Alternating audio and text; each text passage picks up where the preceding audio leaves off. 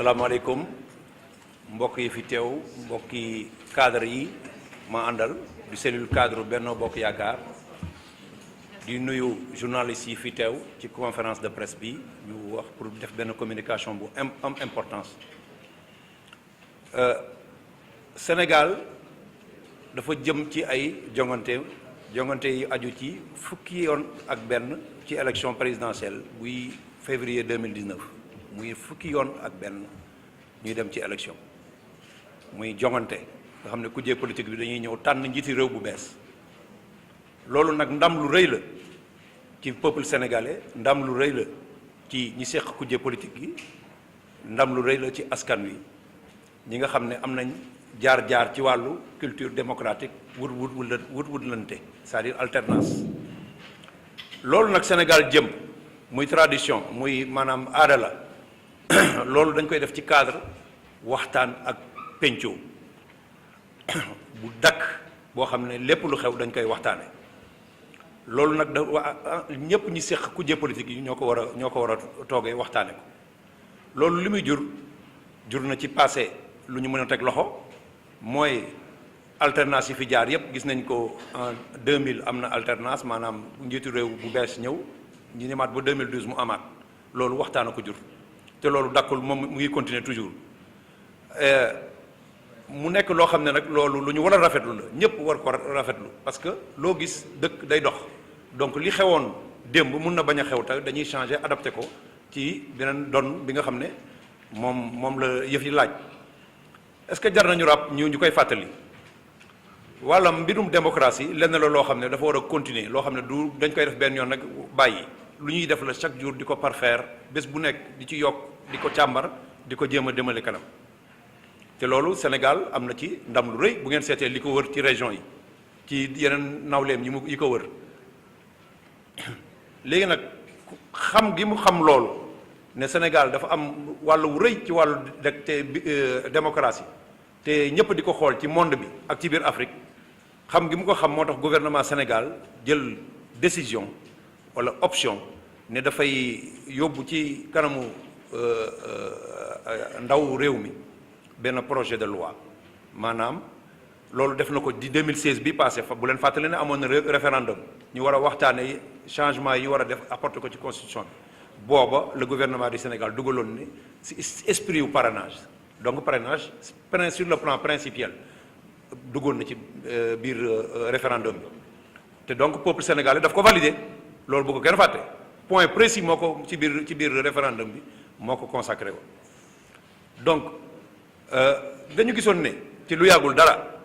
ci élection locale yi bi ñuy fal ndaw député yi ndaw ñi ñu war a teewal askan wi ci assemblée nationale gisoon nañ ne 47 liste moo amoon ñeent fukki liste ak juróom-ñaar amoon nañu problème pour mën a voter parce que vote bi bu ñu ko toppoon ci 47 listes yooyu doon ñu ko woon mën def ci benn fan dañ ko def ci ñaari fan ak lu topp ci le conseil constitutionnel jëloon benn mesure ne kii voté mën nañ ko may mu tànn que juróomi liste rek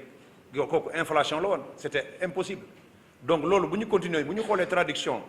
bu ñu xoolee aada réew mi ci wàllu élection gis nañ ne élection bu ñëw rek candidats yi dañuy gën a yokk historique bi wane na ko donc bu ñu deful ndànk bu ñu ko bàyyee day ubbi bunt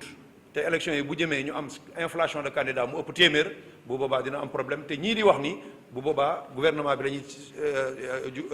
moom la ñuy joxeñ ne ko moom moo deful liggéeyam moom moo voilà lépp ci tooram ci moom lañ koy def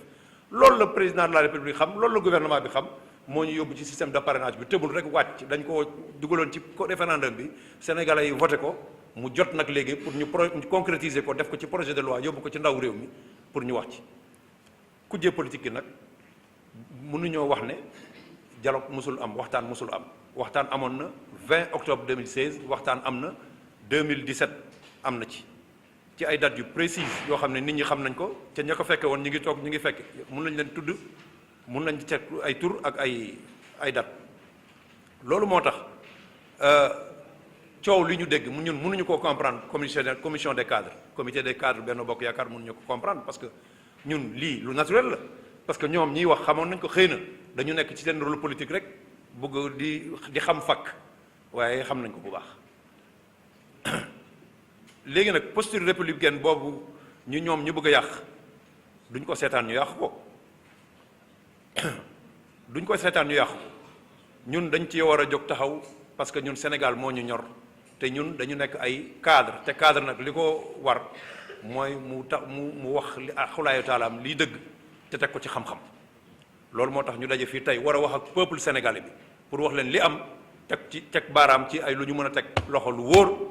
wax ak ñoom parce que nag seytaane waxul dëgg mais yàq nay xalaat loolu moo tax ñu daje foofu ma yem foofu ci déclaration liminaire boobu waaw. jërëjëf merci beaucoup. Faire preuve de mauvaise foi manifeste. La coordination des cadres félicite et encourage le gouvernement à poursuivre cette dynamique de progrès tout en assurant que cette croissance soit mieux partagée.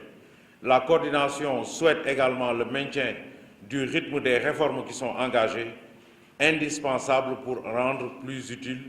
et plus efficace l'action publique et salutaire pour la préservation de notre modèle social. Vive Benno Bokk Yakaar, vive le Sénégal, vive l'unité sénégalaise, vive la paix et la concordance des cœurs. Je vous remercie.